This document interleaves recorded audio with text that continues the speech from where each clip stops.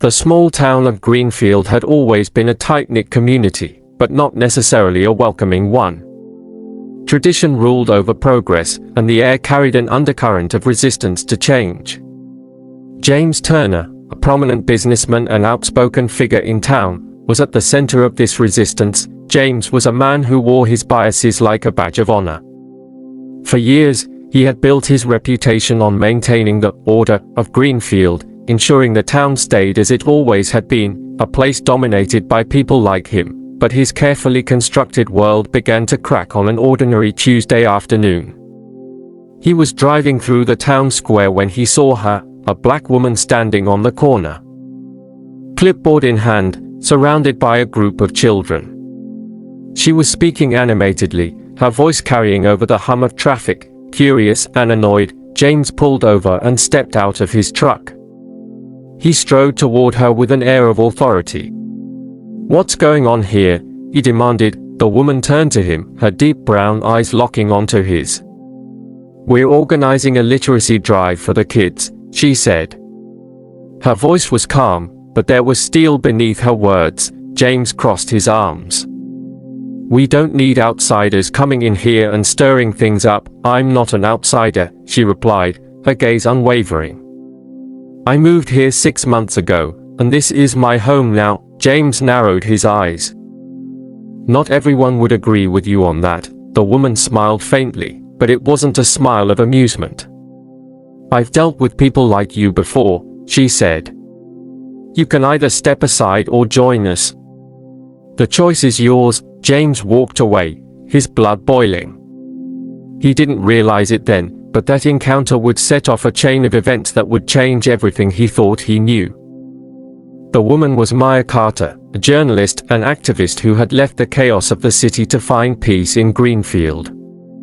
But peace, she quickly realized, was hard to come by in a town so resistant to change. Maya had grown up in the South, where she had learned to navigate the complexities of racism and inequality with grace and determination. She wasn't afraid of confrontation, but she had hoped Greenfield would be different. When James confronted her that day, she recognized the type immediately, a man clinging to outdated beliefs out of fear and ignorance. What she didn't expect was how often their paths would cross in the weeks to come. Word of Maya's literacy drive spread quickly through Greenfield. While some in the community welcomed her efforts, others saw her as a threat, James among them. At the next town council meeting, he stood up and voiced his disapproval in front of the mayor and other locals. "This town doesn't need people like her coming in and changing everything," James said, his voice booming across the room.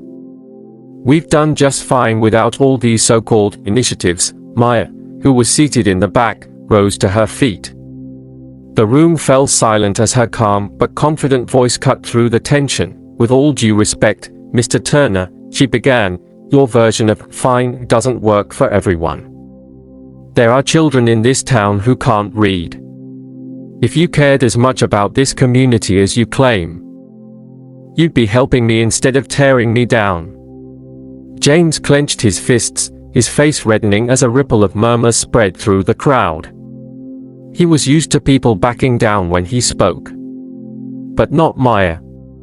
She stood her ground, meeting his glare with unwavering determination. Something about her confidence unsettled him, not because he hated it, but because it forced him to question his own motives. In the days following the meeting, James couldn't stop thinking about Maya's words. He dismissed his growing curiosity as annoyance, but deep down, he felt something else, an unease that wouldn't go away. One evening, he walked past the town library and saw Maya sitting on the front steps with a group of children. She was reading aloud, her voice animated and full of warmth. The kids were laughing, their faces lighting up with joy. James lingered in the shadows, watching. For the first time, he saw Maya not as an adversary but as someone making a real difference.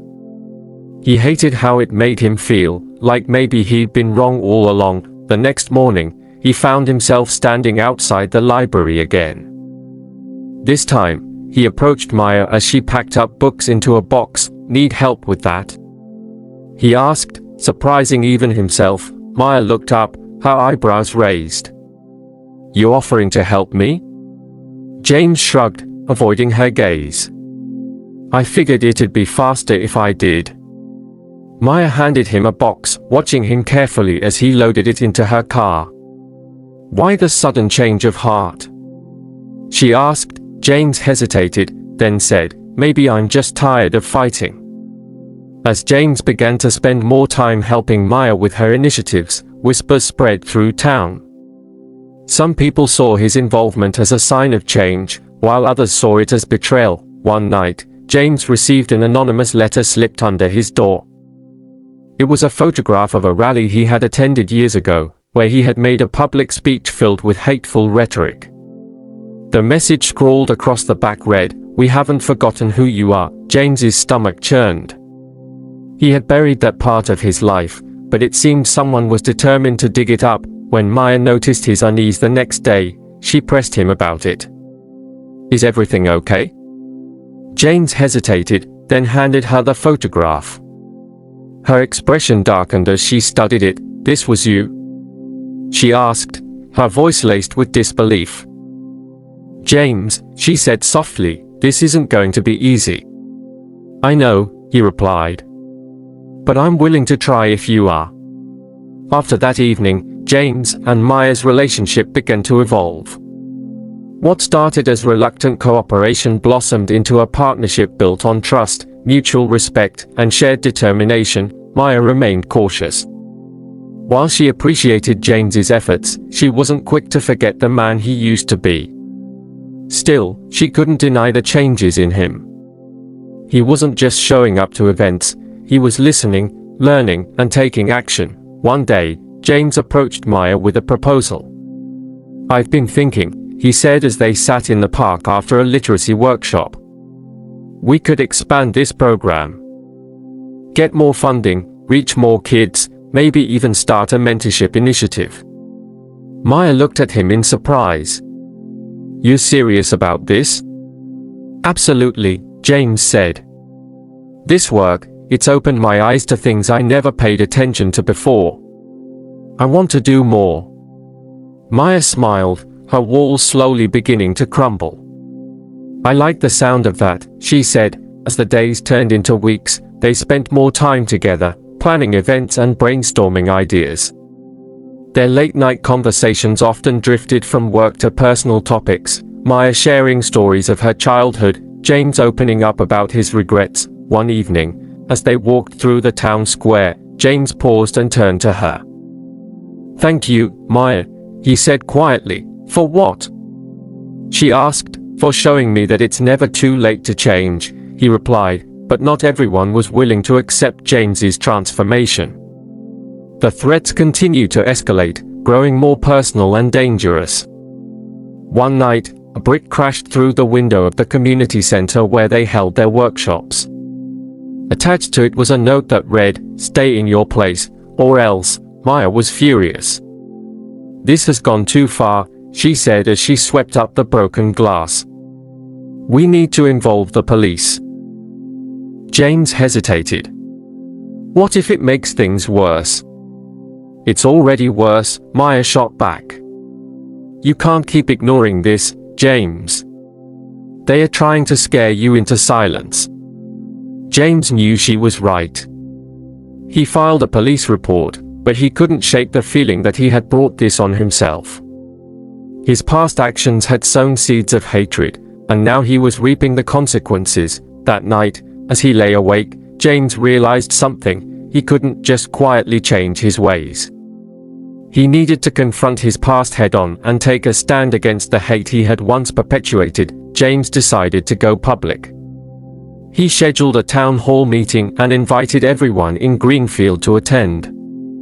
When the day arrived, the room was packed, the air thick with tension. As James stepped onto the stage, he felt the weight of every pair of eyes on him. Maya stood in the back, watching silently, unsure of what he was about to say. I'm here today, James began, to talk about the man I used to be, and the man I'm trying to become. He took a deep breath and continued.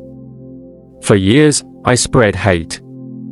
I judged people based on the color of their skin, and I hurt countless lives in the process.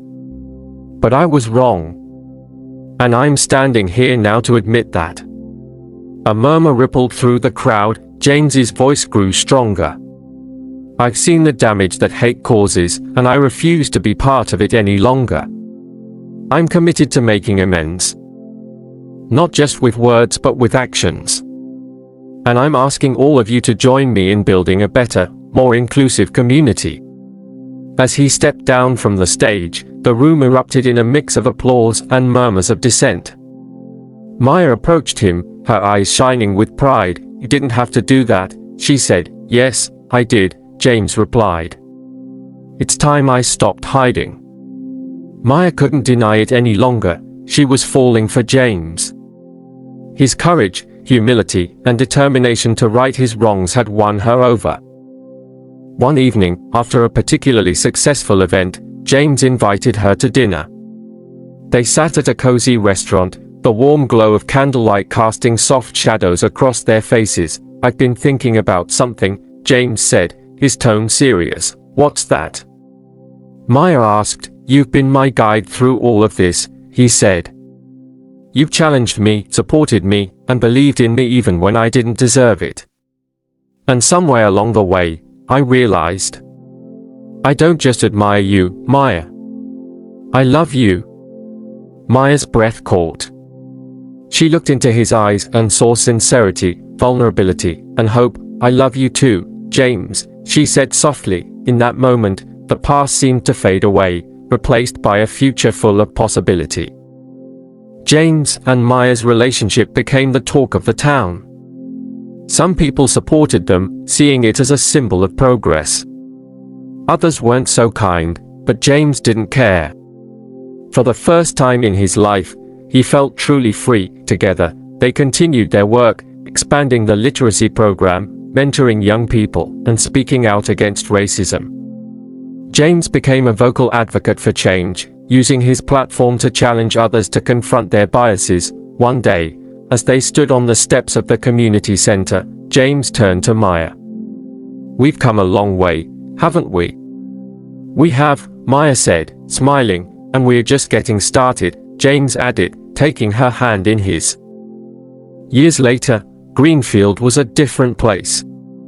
The town that had once resisted change had become a beacon of inclusivity, thanks in large part to James and Maya's efforts. As they walked through the park hand in hand, they watched children playing and families laughing together, black, white, and everything in between. This is what I always dreamed of, Maya said. James squeezed her hand. Me too. And it's all because of you. Maya shook her head. No, James. It's because of us. And with that, they continued their journey together. Please subscribe, like, comment and share this video. It means a lot to us. Thank you.